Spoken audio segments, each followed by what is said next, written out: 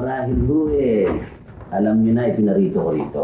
Oo, alam ko na ho eh. Hiyang-hiya na nga ho kami sa inyo eh. Umuupo muna kayo. Daddy!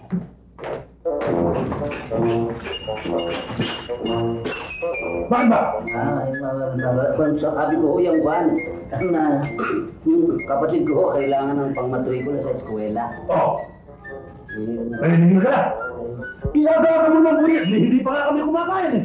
Hindi pa kumakain. Ilang buwan na ako sa'yo? 2 buwan na ho. 2 buwan na ako. Para kami hindi babayaran eh. Hindi naman ako naniningib eh.